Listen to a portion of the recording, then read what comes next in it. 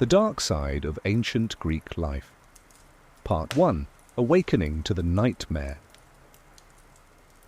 Welcome, weary traveller, to your new existence. The year is approximately 430 BCE, and you've just woken up in Athens, that glorious beacon of democracy and philosophy that future generations will romanticize beyond recognition. Let me be your guide through this wretched paradise. Lie back on your uncomfortable stone floor as I tell you a bedtime story about your new reality. Your rude awakening.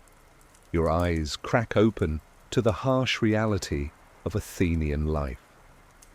The stone floor beneath you has left your back aching, and the thin wool padding you call a mattress offers little comfort against the unyielding surface.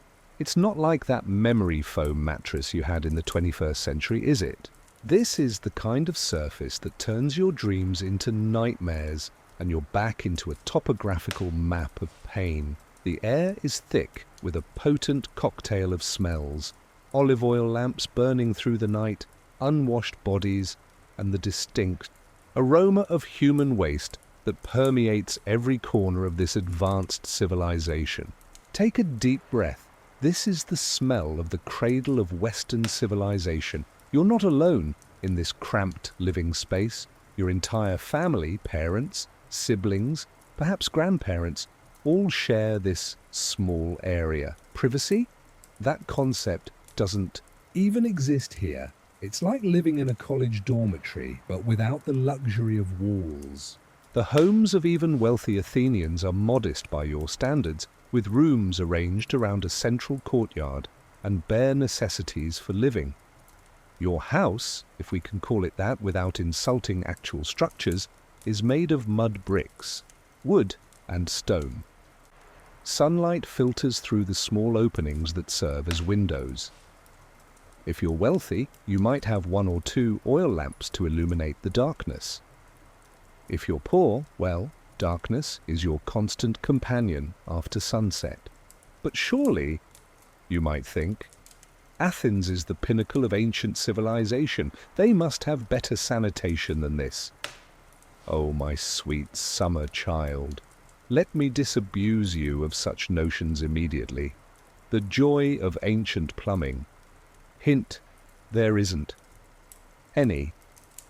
Your morning routine begins with the pressing need to relieve yourself.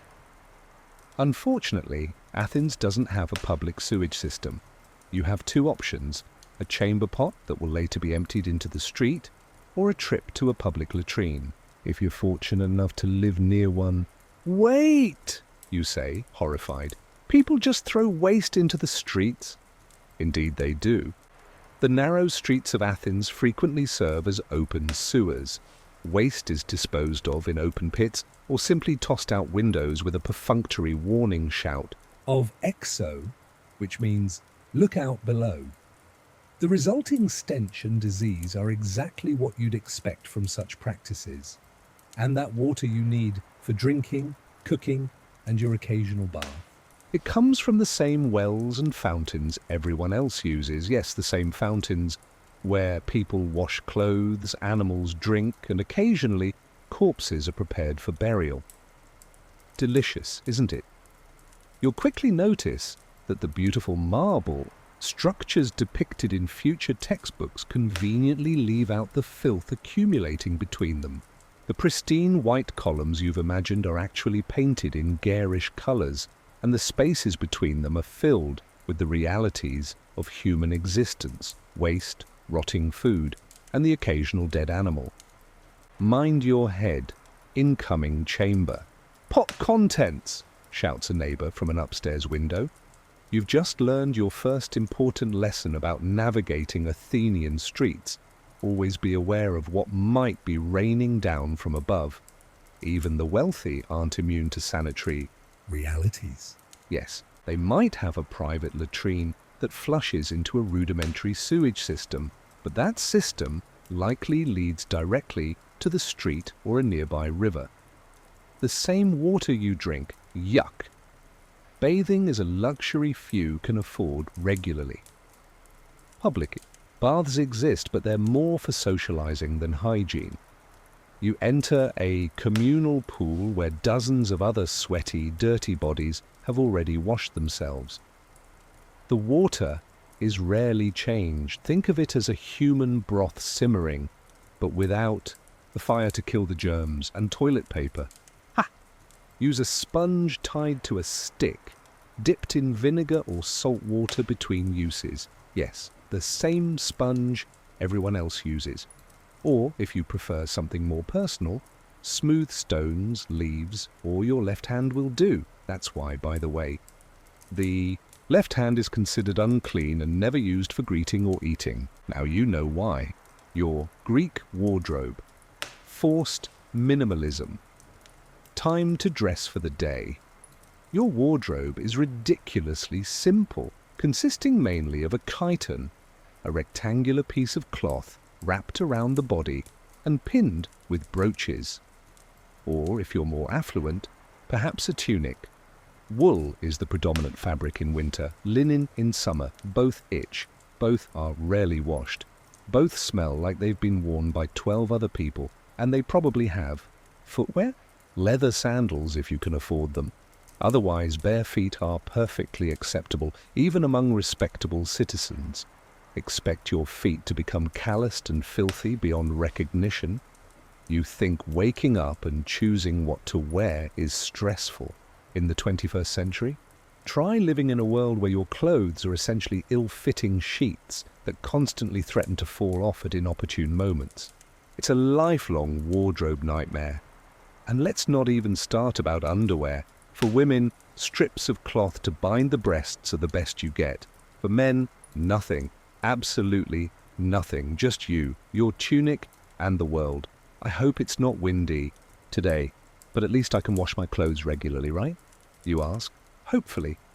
Sure, if by regularly you mean almost never. Washing clothes is a labor-intensive process involving dragging yourself to a fountain or stream, scrubbing the garments with a mixture of ashes, urine, yes, urine, ammonia, is a good cleaning agent, and perhaps some rudimentary soap made from animal fat and more ashes. The social hierarchy. Where do you stand? As you venture out into the city, you'll need to understand where you fit in this society. Athenian social structure is rigid and deeply unequal despite all that talk of democracy you may have heard. At the top are the adult male citizens, the only ones with political rights. Below them are the women who, despite being free, have severely restricted lives. Then come the metics, resident foreigners who can never become citizens. At the bottom rung are the slaves, who comprise nearly a third of the population. Speaking of slaves, they're everywhere in Athens. That democratic society you've heard so much about. It's built on the backs of an enormous enslaved population.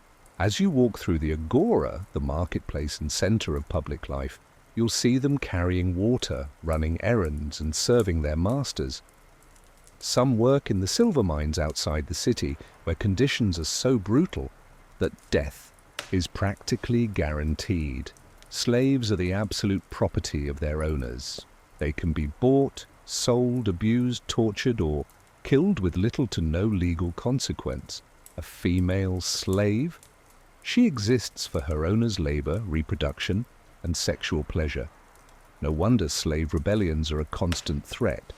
The only thing more surprising than the cruelty of slavery is the fact that the enlightened Athenians see nothing wrong with it. If you happen to be a woman, your lot in life is hardly better than a slave's. You cannot vote, own property, or even leave the house without permission. Your primary purpose is to bear legitimate children for your husband and manage the household slaves, education, political participation, independent economic activity. Not for you, I'm afraid. Athenian women live in a separate section of the house called the gynaikonitis, literally the women's quarters. You'll rarely be seen in public. When you do go out, you'll be completely covered and accompanied. Your pale skin is a status symbol, indicating that you don't need to work outdoors like a peasant or slave. Surely this can't be the great democracy I've heard about. You protest? Well, about that. Why democracy wasn't all that democratic. The Athenian democracy you've heard so much about is indeed revolutionary for its time, but it would hardly qualify as democratic by modern standards. Only adult male citizens can vote or participate in government, which means roughly 10–20% of the population has any political say. To become a citizen with voting rights, you must be male, born to Athenian parents, complete your military training, and own property. Women, slaves, foreigners, and the propertyless need not apply. Your democracy involves direct participation, no representatives here.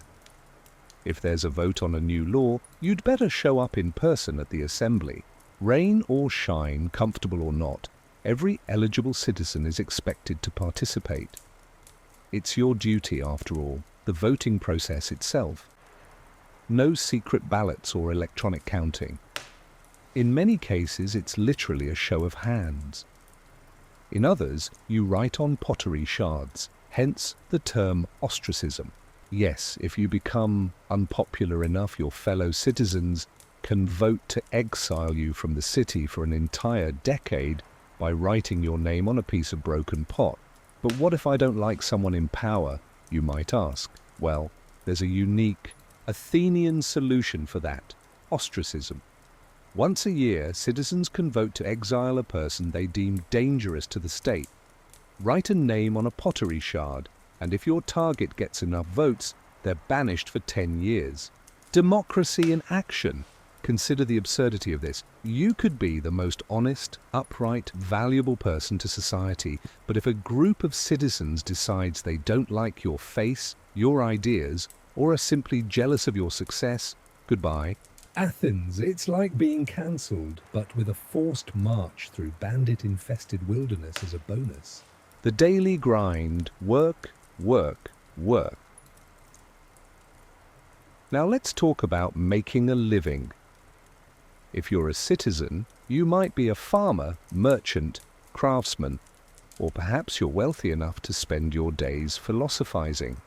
Most Athenians work from sunrise to sunset, with the rhythm of life dictated by the sun rather than clocks. The Agora is the heart of daily commerce, a bustling marketplace where everything from food to slaves is bought and sold. The noise is deafening, the smells overwhelming. Fish vendors hawk their rapidly deteriorating wares. Butchers slaughter animals on the spot, and the ground beneath your feet is slick with blood, oil, and who knows what else. Imagine a chaotic crowd where people shout prices, argue quality, and occasionally engage in physical fights over a particularly good piece of meat. There's no food inspection, quality control, or price regulation. Caveat emptor, let the buyer beware, is the only rule. If you're lucky enough to be a citizen with some property, you might have slaves to do the physical labor for you. If not, you're working with your hands, day in and day out. And if you're a slave, your life is one of endless toil with no hope of improvement. Agriculture is the backbone of the Athenian economy. Farming methods are primitive by modern standards: wooden ploughs pulled by oxen or mules, manual harvesting with sickles, threshing by treading on grain, or beating it with flails. It's backbreaking work that destroys the body over time, resulting in early arthritis, back problems, and a drastically shortened lifespan. For craftsmen, potters, blacksmiths, carpenters, weavers, the work is equally exhausting, but at least you have the dignity of creating something lasting. Workshop conditions are noisy, hot, and often dangerous. Burns, cuts, and crushed limbs are common occupational hazards. Workers' compensation? No such thing. If you're injured and can't work, you're on your own. Health and medicine. Pray you don't get sick. Let's hope you stay healthy, because medicine in ancient Athens is primitive at best.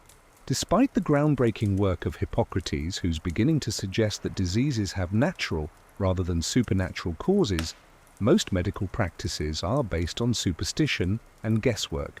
If you fall ill, treatments might include bloodletting, induced vomiting, or bizarre concoctions of herbs and animal parts. Surgery is performed without anesthesia, and the concept of sterilization doesn't exist. Many doctors still believe that health depends on the balance of four humours: blood, phlegm, yellow bile, and black bile. Imagine having appendicitis in ancient Greece.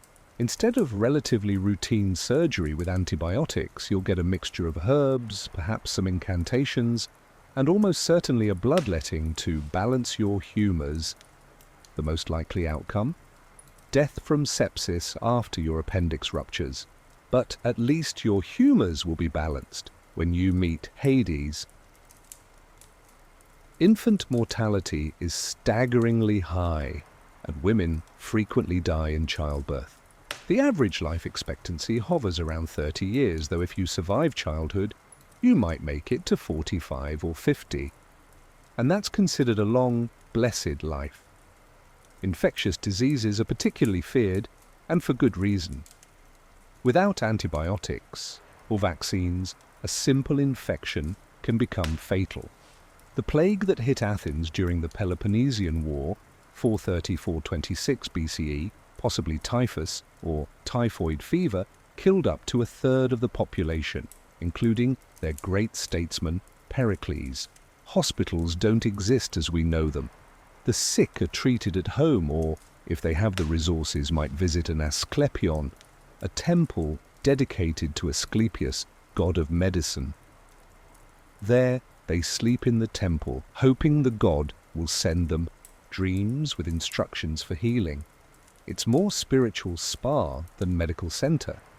Surgeons are mostly barbers who, besides cutting hair and beards, also perform tooth extractions, bloodletting, and amputations. Their toolkit is impressively varied and equally terrifying. Bone saws, trepanners for drilling holes in skulls, yes, they literally put holes in your head to release evil spirits. Forceps for extracting arrowheads, and an assortment of scalpels for cutting just about anything. Anesthesia? A gulp of strong wine and something to bite down on while you scream. Food and drink. Hope you like olives. Let's talk about what you'll be eating. The Mediterranean diet is already in full swing, but forget the varied, flavorful dishes of modern Greek restaurants. Your diet consists primarily of bread, olive oil, wine, and whatever vegetables are in season. Bread is the staple food, a dense, flat form often made from barley rather than wheat.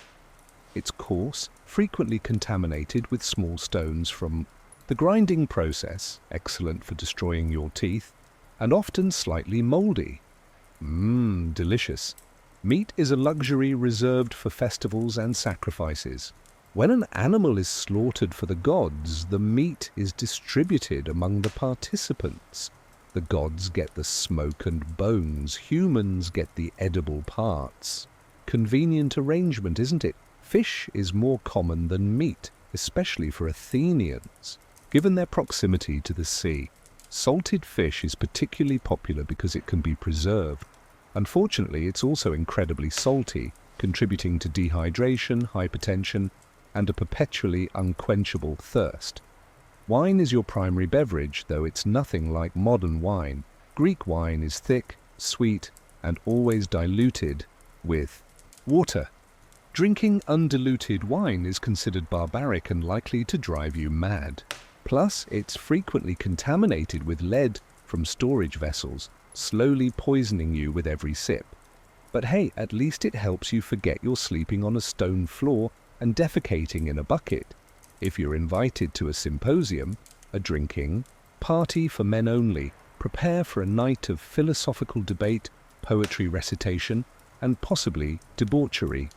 Women are excluded unless they're entertainers or prostitutes.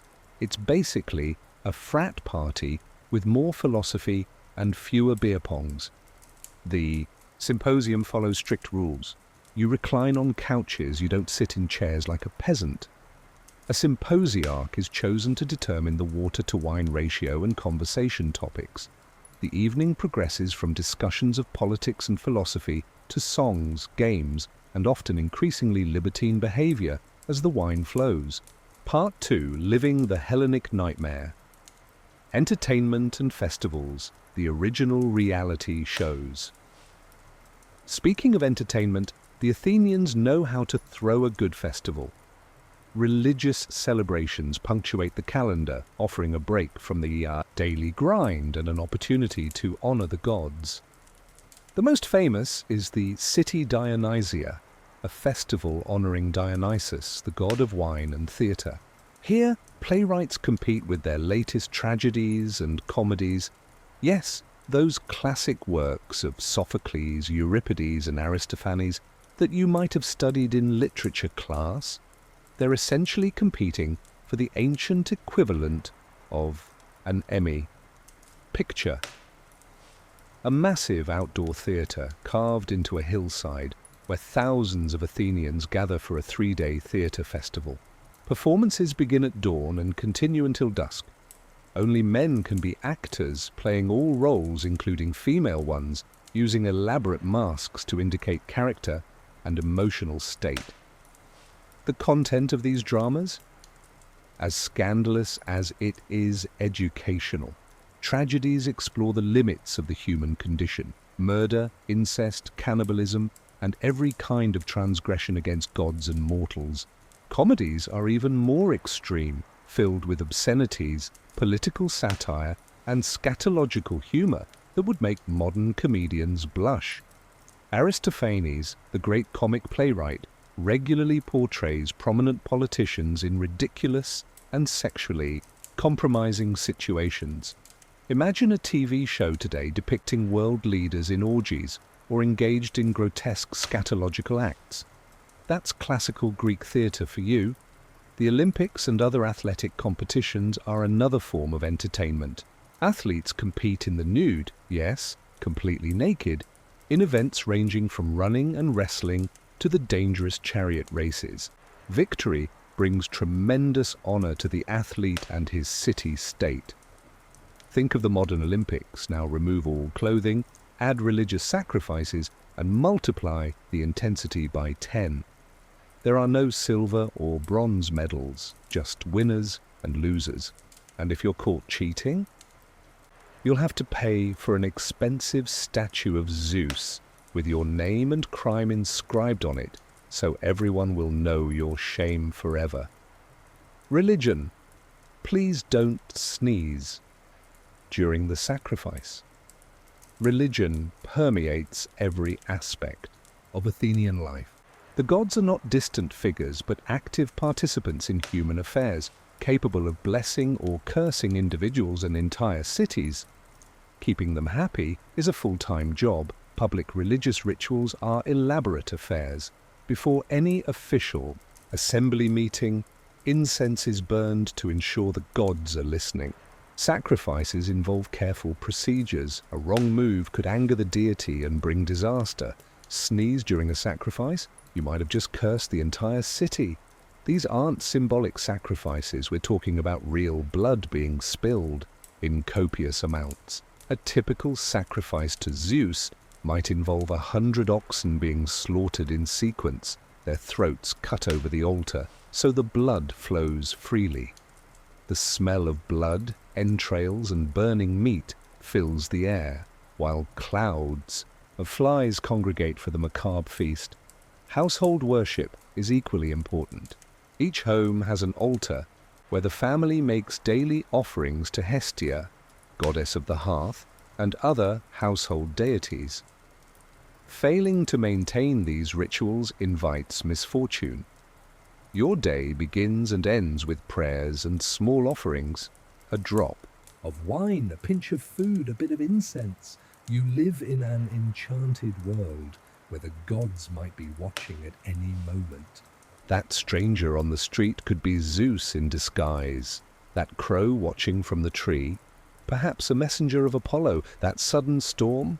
Poseidon is angry. The bountiful harvest. Demeter is smiling upon you. Oracles play a crucial role in Greek religion and politics.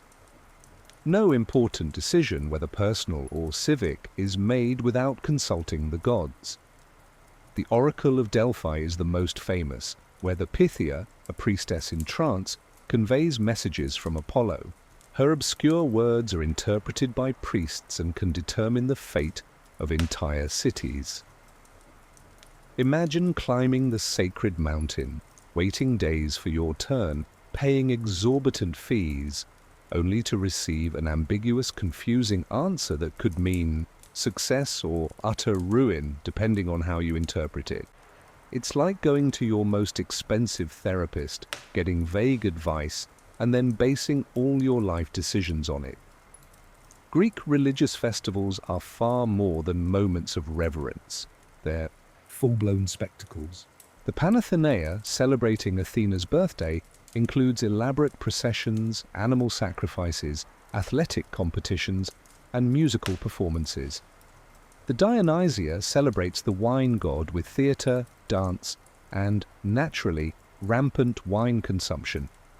Don't think these are tranquil spiritual events.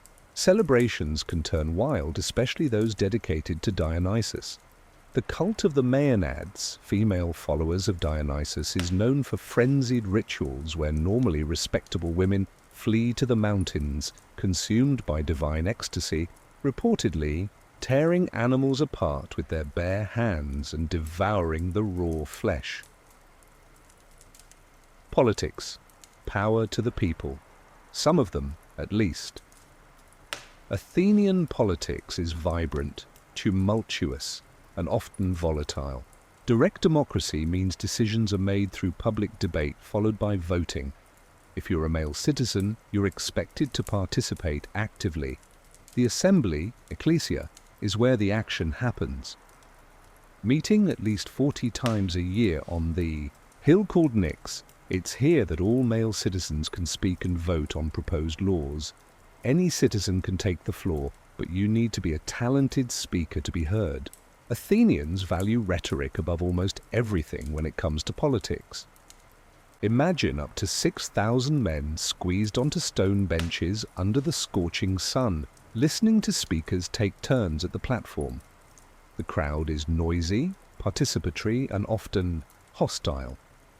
If they don't like what you're saying, you might face hissing, booing, or even stones. Athenian democracy is not for the faint of heart. The Council of 500, Boule, is the administrative body that prepares business for the assembly. Members are selected by lottery, literally drawing names from a hat, to ensure fair representation. They serve for 1 year and cannot serve more than twice in a lifetime. It's an attempt to prevent the creation of a professional political class. The courts are equally democratic and equally chaotic. Huge juries, sometimes up to 500 citizens, decide cases by simple majority. There are no judges to interpret the law. Jurors decide both facts and law based on arguments presented. Trials are spectacles where performance often trumps substance. With no professional lawyers, you must present your own case. Better be eloquent. Your ability to cry at the right moment or appeal to jurors' emotions might be more important than actual evidence. It's like a legal reality show where your freedom, property, or even life is at stake. Speaking of penalties, they can be severe. Besides fines and imprisonment, exile is common. The death penalty is applied not just for murder, but also for sacrilege, treason, and sometimes even theft. And how is it administered? In the most famous case, Socrates, by forced consumption of hemlock. Other times by stoning, hanging, or simply throwing the condemned into a pit. Education. Lessons in inequality. Education in Athens is a privilege, not a right, and perfectly reflects society's divisions. If you're a citizen boy from a wealthy family, congratulations. You'll receive formal education from roughly age 7 to 18. Your curriculum will include reading, writing, arithmetic, music, and physical education. But the primary focus will be Homer's poetry, considered the repository of all wisdom and virtue. You'll memorize long passages from the Iliad and Odyssey, which will serve as your moral and cultural guides. Your teacher, Paidagogos, is often an educated slave, and classes take place in private schools or even outdoors. Discipline is strict, with physical punishment being the norm for mistakes or misbehavior. Expect to have your back marked by rods if you can't properly recite your Homer. If you're a girl, your education will be drastically different. Regardless of your family's wealth, you'll primarily learn domestic skills, weaving, spinning, cooking, and how to manage a household. Your mother and other female relatives will be your teachers. Literacy? Perhaps if your family is exceptionally progressive. But mostly you're being prepared for marriage and motherhood, not public life. For boys from poorer families, formal education is limited or non-existent. You'll learn a trade or farming skills from your father or as an apprentice. For poor girls, work begins early, helping with household chores, caring for younger siblings, or working alongside parents in the fields. And if you're a slave, any education you receive will be purely functional, enough to perform your assigned tasks. If you're lucky, you might learn to read and calculate to help your master with business. If you're very lucky, you might become a scribe, teacher, or manager of other slaves. But most slaves remain illiterate and limited to manual labor for life. Beyond formal education, young Athenian citizens participate in the Ephebeia, 2 years of civic and military training starting at age 18. It's almost like mandatory military service, where you learn martial skills and the duties of citizenship. Only after completing this training are you considered a full citizen entitled to vote. War, the natural state of Greeks. If there's one constant in ancient Greece, it's war. The city-states are almost perpetually in conflict. At the time of your visit to Athens, 430 BCE, the city is engaged in the Peloponnesian War against Sparta, a brutal conflict that will eventually lead to Athens' defeat. War is considered the natural state of relations between cities, with peace being merely a temporary pause in hostilities. Athenian men are citizen soldiers expected to serve when called. If you're a male citizen, you've probably seen combat or will soon. The primary Greek military unit is the phalanx, a heavy infantry formation where soldiers, hoplites, stand shoulder to shoulder, protected by large round shields and armed with long spears. The idea is to create an impenetrable wall of shields and spear points advancing. If you're wealthy enough to be a hoplite, you provide your own equipment: helmet, breastplate, shield, spear, and short sword. It's a substantial investment, equivalent to several months' income. If you're poor, you might serve as light troops armed with slings, javelins, or simply as a rower in Athens' powerful fleet. Traditional Greek warfare is almost ritualized. 2 phalanxes meet on open ground. There's a single decisive battle, and the matter is settled. But the Peloponnesian War is changing this, introducing attritional warfare, prolonged sieges, and scorched earth tactics. It's the prelude to a more brutal and total form of war. Battles are horrific, even by war standards. Without modern field hospitals or medical evacuation, wounds often mean death, either immediately or from subsequent infection. Field doctors can do little besides extracting arrowheads, stanching bleeding, and perhaps amputating limbs, without anesthesia, of course. If you survive, you may face the fate of many war veterans: lost limbs, permanent scars, untreated psychological trauma, and often the inability to continue your previous profession. There are no veterans' pensions or ongoing care. Death, the great equalizer. Speaking of death, it's an ever-present reality in ancient Athens. Funeral rites are elaborate and essential. Failing to properly bury a body is considered an insult to human dignity. When someone dies, the women of the household wash the body, dress it in white robes, and place it on a bier for viewing. The Greeks believed that at the moment of death, the psyche, or spirit, leaves the body as a little breath of wind. Without proper burial rites, the spirit may wander restlessly, unable to cross the river Styx into the underworld. The funeral procession is a public affair, with mourners following the body to its final resting place. Women lead the way in ritualized mourning, tearing their hair and clothing to express grief. After burial, regular visits to the grave with offerings of small cakes and libations are expected. Death rituals follow a precise three-part structure. First, the prothesis, the laying out of the body at home, where relatives and friends come to pay respects. This typically lasts one day. Second, the ekphora, the funeral procession to the burial site, usually taking place before dawn to avoid polluting the sun's rays. Finally, the burial itself, followed by a funeral feast. The physical remains are treated according to local customs. In Athens, both cremation and inhumation, burial, are practiced. If the body is cremated, the ashes are collected in an urn and placed in a tomb. If buried, the body is positioned with offerings such as pottery, jewelry, and food for the journey to the underworld. The afterlife in Greek belief is not particularly appealing. Most souls end up in the asphodel meadows of Hades, a dim, shadowy existence, neither torturous nor pleasant. Only great heroes reach the Elysian fields, a paradise of ease and happiness. The worst criminals and those who offend the gods face eternal punishment in Tartarus. This grim view of the afterlife makes Greeks focus intensely on achieving glory and remembrance in this life. Your name and deeds, living on in memory, is the closest thing to immortality most can hope for.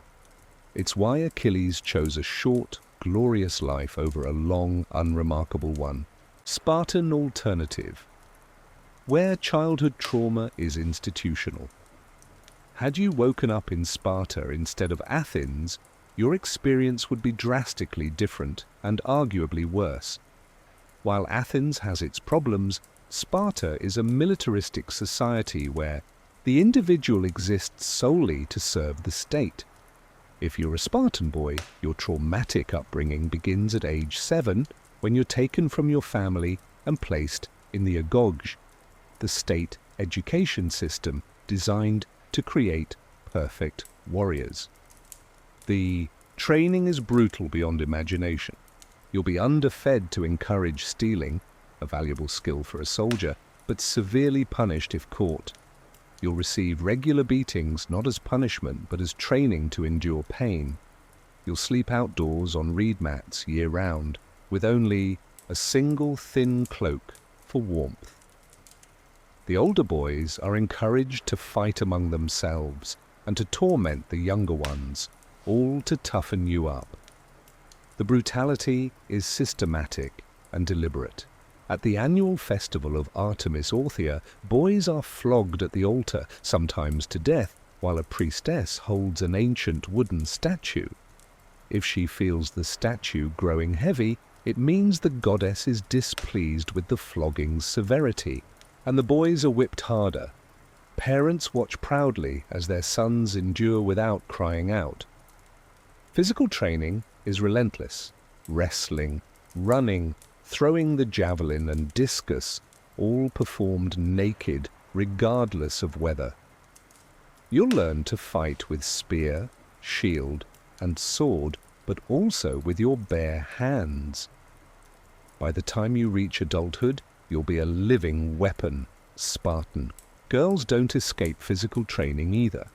While not as brutal as the boys' regimen, they undergo rigorous physical education to produce strong mothers capable of bearing healthy warriors. Unlike Athenian women, Spartan women have somewhat more freedom, including the right to own property. Spartan women are notorious throughout Greece for their outspokenness and physical prowess. They compete in athletic contests, ride horses, and receive basic education. The famous story of a Spartan mother handing her son his shield with the words "come back with it" or "on it" captures their commitment to the warrior ethos. The Spartan lifestyle is deliberately austere. Luxury, comfort, and artistic pursuits are discouraged as weakening influences. Men live in military barracks until age 30, even after marriage. They only visit their wives periodically, often sneaking to their homes under cover of darkness. Meals are communal, with men dining together in messes. The famous black broth, a soup made of boiled pig's blood, vinegar, and salt, is a staple. It's so disgusting that a visitor from Sybaris, a city known for luxury, once commented, "Now I understand why Spartans don't fear death." Perhaps most disturbing to modern sensibilities is the Spartan approach to eugenics. Newborns are examined by elders, and those deemed weak or deformed are exposed on the slopes of Mount Taygetus to die. It's a society engineered for one purpose, only to produce the perfect warrior. The brutal efficiency of this system produces the most feared warriors in Greece, but at what cost? The population of full Spartan citizens steadily declines as fewer and fewer men survive the training or choose to have families. Art and architecture. Beauty amid the brutality. One area where the Greeks truly excel is in art and architecture. The Parthenon standing atop the Acropolis is a testament to their architectural genius, built with subtle curves and optical illusions to appear perfectly straight and harmonious. It represents mathematical and aesthetic precision. But don't imagine the pristine white marble structures you've seen in photographs. Greek temples and statues are painted in bright, even gaudy colors, vibrant blues, reds, and golds. The effect to modern eyes might seem almost tacky, but to the Greeks it's the height of beauty. Sculptures aren't the serene, emotionless figures we often imagine either. Greek artists strive for naturalism and emotional expression. The legendary sculptor Phidias creates works so lifelike that they seem ready to speak. His massive chryselephantine, gold and ivory, statue of Athena inside the Parthenon towers over visitors, inspiring awe and sometimes terror. Pottery is both functional and artistic. The distinctive black figure and red figure vases depict myths, daily life, and sometimes explicit sexual scenes that would make modern viewers blush. These aren't hidden away, they're proudly displayed in homes and used at symposia. Music is an integral part of Greek life, though it would sound alien to modern ears. The aulos, a double reed instrument similar to an oboe, the kithara, a sophisticated lyre, and various drums and cymbals create melodies based on different modes, each believed to affect the character in specific ways. The Dorian mode inspires courage, the Phrygian mode encourages ecstasy, and so on. Poetry and song are inseparable. Epic poems like the Iliad are sung rather than recited. Lyric poetry, as the name implies, is accompanied by the lyre. At symposia and festivals, skilled performers compete in musical and poetic contests that can make or break reputations. Theatre, that uniquely Greek creation, combines all the arts, poetry, music, dance, visual design, into a unified spectacle.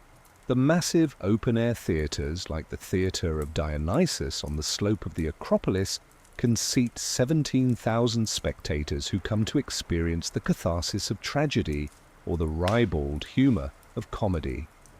Philosophy. Thinking while the world burns. Athens, in the 5th century BCE, is experiencing a golden age of philosophy. Socrates wanders the streets engaging citizens in his famous dialectic method, questioning everything and annoying almost everyone. The sophists teach rhetoric and debate for hefty fees. Pre-Socratic thinkers like Anaxagoras propose radical ideas about the cosmos, but philosophy isn't the detached, academic pursuit it will later become. It's intensely practical and often dangerous. Socrates will eventually be condemned to death for corrupting the youth and impiety. Anaxagoras is driven from Athens for suggesting the sun is a hot stone rather than a god. Ideas have consequences. The philosophical questions Greeks debate are both profound and immediately relevant to their lives. What is justice? How should the city be governed? What is the good life? How should we face death? These aren't abstract concerns, but urgent matters in a world where politics is participatory and mortality ever present. The famous philosophical schools haven't been established, yet Plato's Academy and Aristotle's Lyceum are still in the future. Philosophy happens in public spaces, the agora, gymnasia, private homes. It's an oral culture where written texts are rare and expensive. Ideas spread through conversation and debate. Most people encounter philosophy not through treatises, but through poetry and drama. Sophocles' tragedies explore philosophical questions about fate, free will, and divine justice. Aristophanes' comedies satirize philosophical trends. Even drinking songs can contain profound philosophical insights. Weather and climate. No air conditioning in sight. The Mediterranean climate of Athens brings hot, dry summers and mild, rainy winters. But without modern climate control, these seasonal variations are much more impactful on daily life than they would be today. Summer in Athens is brutally hot.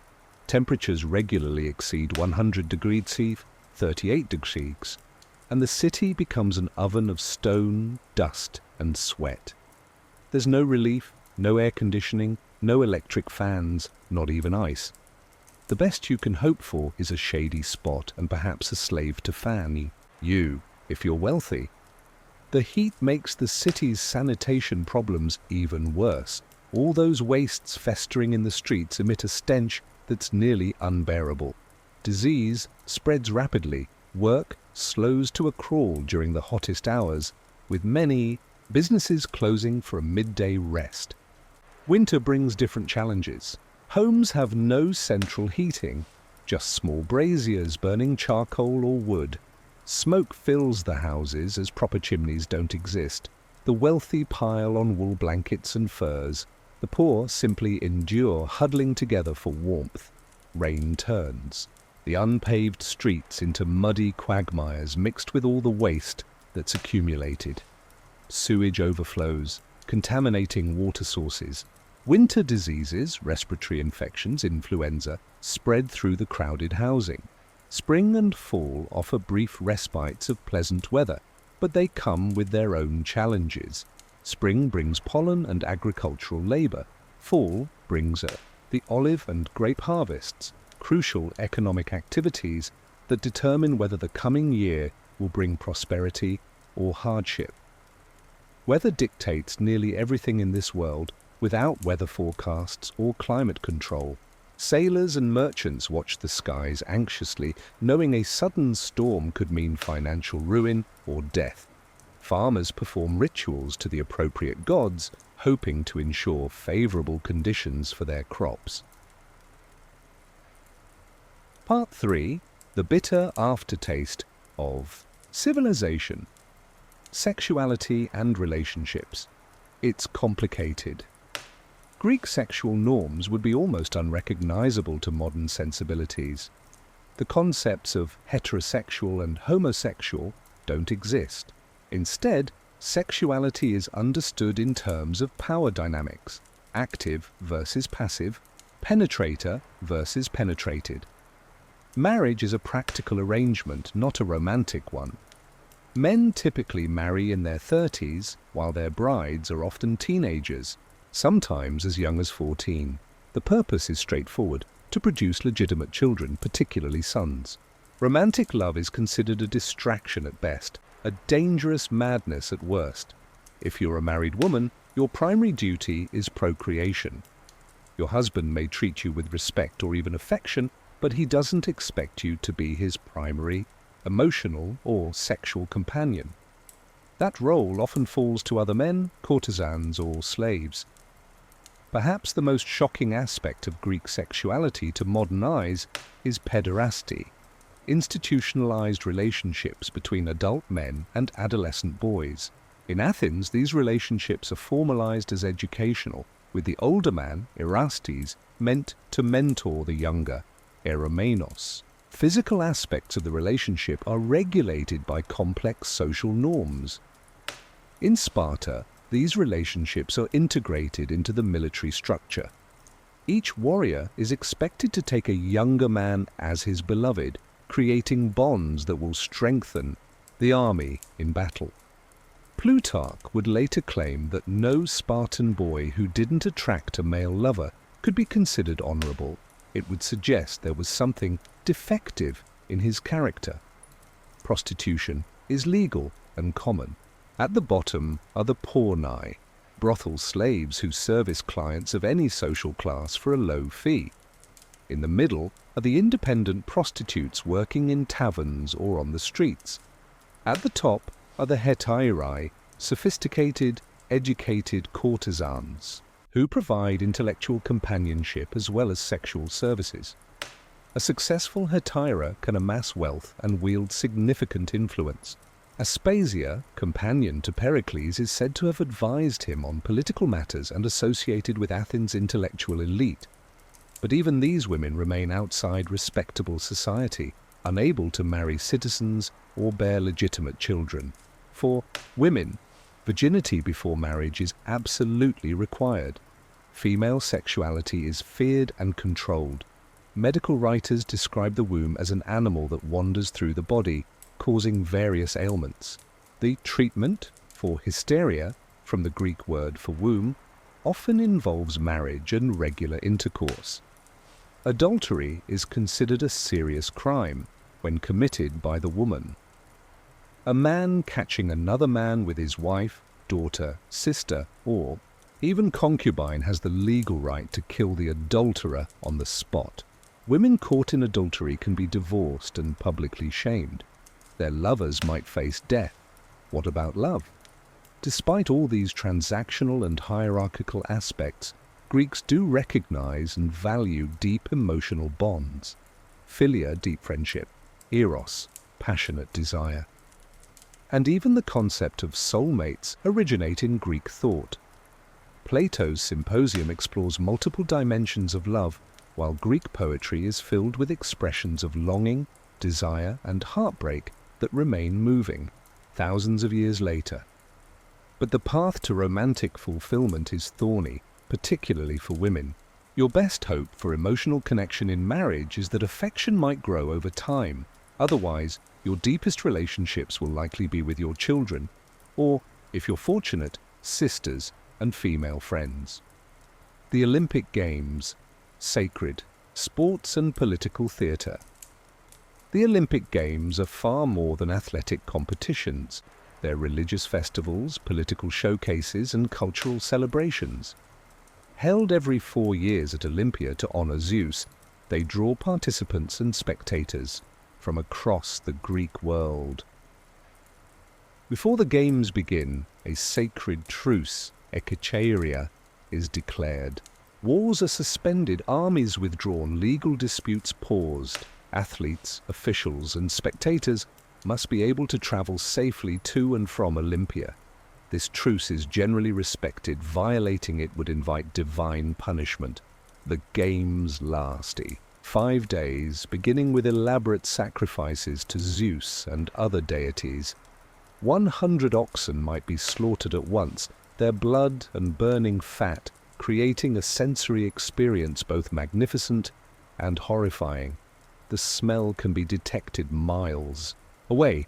Competition begins with the herald and trumpet contests, followed by races for boys.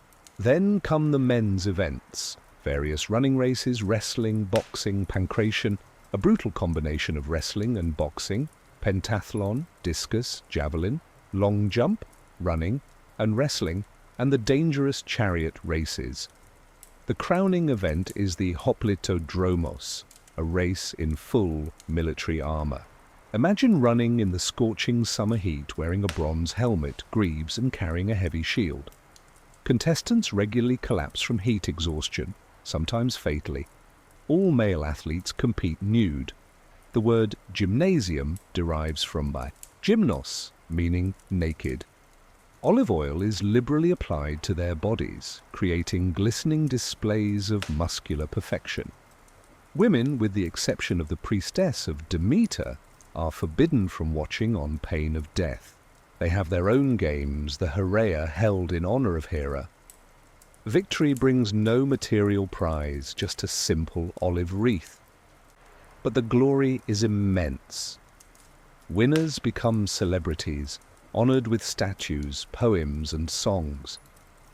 Their home cities reward them with free meals for life, tax exemptions, and other privileges. Some are even worshipped as heroes after death. The games are not just about athletic prowess, but also political power. Cities send their best athletes to enhance their prestige. Wealthy aristocrats sponsor chariot teams claiming victory for themselves rather than the actual charioteers, who are often slaves or hired professionals. Diplomatic negotiations happen in the margins. Alliances are formed, tensions eased, or exacerbated. For all their grandeur, the games have a dark underbelly. Athletes may be free citizens, but they're supported by an army of slaves who build the facilities, prepare the food, and clean up the massive amounts of waste. Prostitution flourishes in the camps surrounding Olympia. Gambling, drunkenness, and violence are common despite the sacred nature of the festival. Clothing and fashion. Less is not more. Greek clothing is simple by design, but complex in social significance. What you wear, how you wear it, and the quality of the material immediately signal your social status, gender, and sometimes even your political affiliations. The basic garment for both men and women is the chiton, a rectangular piece of cloth folded and pinned at the shoulders. Men wear shorter versions, women longer ones. Over this, a himation cloak might be draped, the style of draping indicating social status and sometimes political leanings. Fashion-conscious Athenians keep up with subtle changes in draping styles, cloth quality, and decorative elements. The wealthy import fine linens from Egypt, purple-dyed wool from Phoenicia, and silk from the distant East. The poor make do with coarse local wool that irritates the skin and never quite gets clean. The concept of underwear barely exists. Men often wear nothing beneath their chitons. Women might wear a band of cloth, apodesmos, to support their breasts and perhaps a loincloth, but these are functional rather than modest. The idea of lingerie would be completely foreign. Shoes, when worn at all, are simple leather sandals for the common people. The wealthy might have more elaborate footwear, sometimes dyed to match their clothing. In the house, everyone goes barefoot. Another reason to be concerned about what you're stepping in. Cosmetics and personal grooming are important, especially for women. Lead-based face whiteners create the desired pale complexion, while slowly poisoning the wearer. Rouge for cheeks and lips comes from red ochre or mulberry juice. Kohl darkens eyebrows and lashes. The application of these cosmetics is a time-consuming, daily ritual for wealthy women. Men are equally concerned with appearance. Beards are fashionable in Athens during this period, carefully oiled and trimmed. Hair is a matter of personal choice but also political statement. Longer hair might suggest Spartan sympathies or aristocratic leanings. Athletes and soldiers often keep it short for practical reasons. Personal hygiene products are primitive but valued. Olive oil serves as soap, moisturizer, and hair conditioner. After exercise, men scrape off the oil, sweat, and dirt with a curved metal tool called Astrigil. the resulting gunk, gloios, is sometimes collected and sold as medicine, a thought that should make you deeply grateful for modern pharmaceuticals. Perfumes are popular among those who can afford them. Made from pressed flowers, herbs, and resins, suspended in oil, they mask the inevitable body odors in a world without deodorant. The most expensive come from Egypt and the East, their exotic scents marking the wearer as sophisticated and wealthy. Technology and innovation. Brilliant, but limited. Despite their philosophical and artistic achievements, ancient Greeks have surprisingly limited technology. Their brilliant minds develop theoretical concepts far ahead of their practical applications.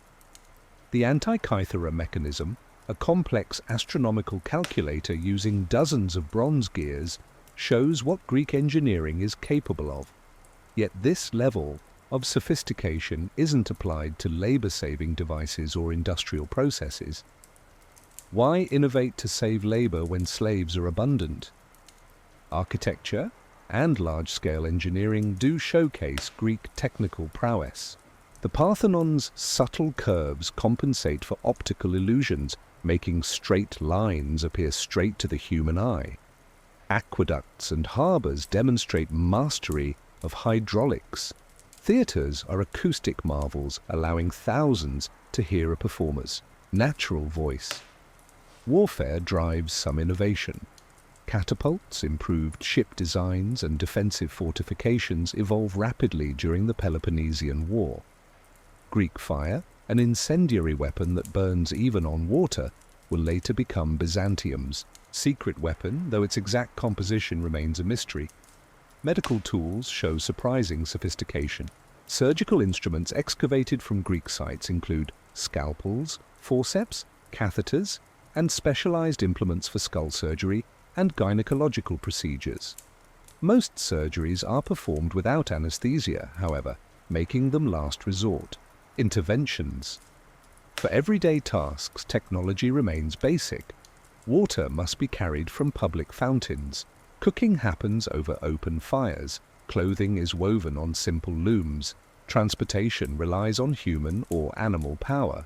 Written communication requires expensive papyrus or wax tablets.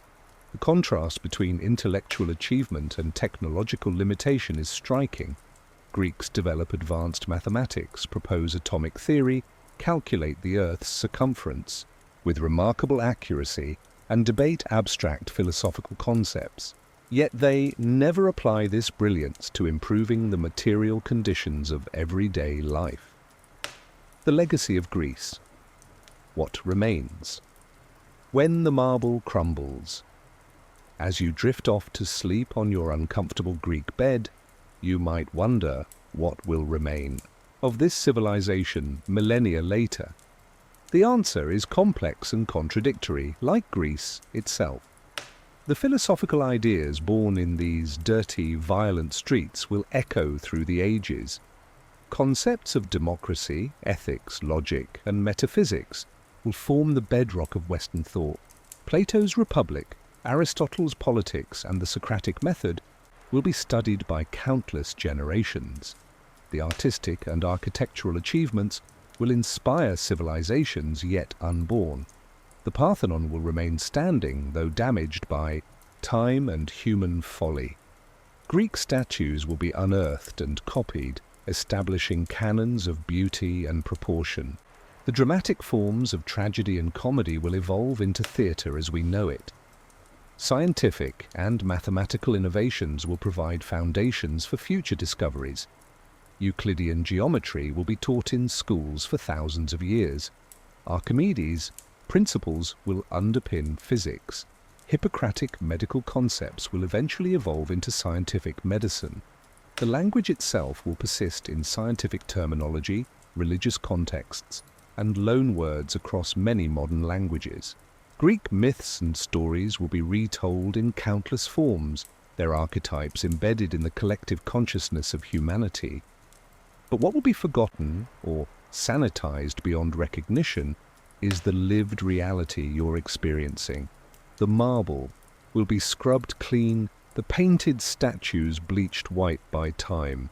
The slaves, the filth, the oppression of women, the brutality of everyday life, these will be minimized or overlooked. Future generations will look back at Greece through a romanticized lens, seeing only the philosophical discussions and architectural wonders. They'll speak of a Greek miracle while forgetting that this cultural flowering grew from soil fertilized with suffering and injustice. Perhaps that's the greatest irony of all, that a civilization so committed to seeking truth would have its own truth obscured by admiration. The same philosophers who taught critical thinking would have their world wrapped in uncritical nostalgia. As you lie on your hard bed, scratching at flea bites and listening to your family's snores, you're experiencing a reality that history books will rarely capture, the sensory truth of ancient Greece with all its contradictions intact. Sweet dreams in the cradle of civilization. The oil lamp flickers as night deepens over Athens. Outside, the occasional drunk staggers home from a symposium. A slave hurries on some late errand. A patrol of citizens with torches passes, maintaining some semblance of order in the unlit streets. This is Athens. Brilliant and brutal, philosophical and filthy, democratic and oppressive. It's a society that will produce ideas that reshape human thought while treating most humans as property or second-class beings. It's a culture that celebrates beauty while surrounded by squalor. From our comfortable 21st century perspective, we can admire the achievements while acknowledging the darkness.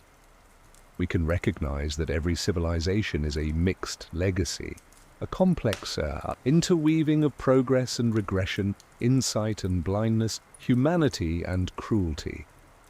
The Greeks themselves understood this complexity better than most. Their tragedies explore the contradictions of human existence, the clash between ideals and reality. Their philosophy questions everything, including its own premises. Their myths acknowledge the darkness in divine and human nature alike.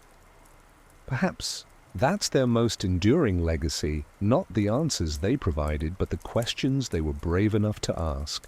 Not the perfection they depicted in marble, but their recognition of human imperfection. Not the civilization they built, but their understanding of civilization's costs. Bedtime. Wrap up, sleep like a Greek. Lie down on your rough straw mat. Pull your scratchy wool blanket over you, careful not to disturb the fleas that call it home. Let the smell of olive oil and existential dread lull you to sleep. As your eyes grow heavy, remember that you're experiencing what billions of humans throughout history considered normal: discomfort, disease, inequality, and uncertainty. The clean, safe, relatively egalitarian world of modern developed nations is the historical anomaly, not the norm. In the morning, you'll wake to roosters crowing, slaves beginning their chores, and another day of life in the cradle of Western civilization. The philosophers will still be debating in the agora. The slaves will still be toiling in the silver mines. The gods will still be watching from Mount Olympus, or so everyone believes. Sweet dreams, time traveler. May Hypnos grant you rest despite your stone pillow, and may Athena give you wisdom to appreciate both the light and shadow of this complex world you're visiting. For all its flaws, Athens in 430 BCE is witnessing one of history's most remarkable flowerings of human potential. And if you wake up back in your own time, perhaps you'll look at it with fresh eyes, seeing both how far we've come and how much we owe to these sweaty, slave-owning, brilliant ancestors of our civilization. Their legacy, like all human legacies, is woven of darkness and light, cruelty and beauty, failure and triumph.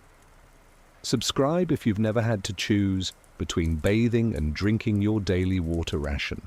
Like and comment if you're grateful for it. Modern plumbing, women's rights, and the abolition of slavery. Remember that progress is neither inevitable nor complete. It must be recognized, protected, and extended to all. And the next time you complain about minor inconveniences of modern life, imagine explaining them to an Athenian citizen, or worse yet, an Athenian slave. Your broken Wi-Fi somehow seems less catastrophic when compared to drinking water contaminated with human waste, doesn't it? This has been the dark side of ancient Greek life. Sleep well, knowing you'll wake in a world that, for all its problems, doesn't require you to empty your neighbor's chamber pot or participate in bloody animal sacrifices before breakfast.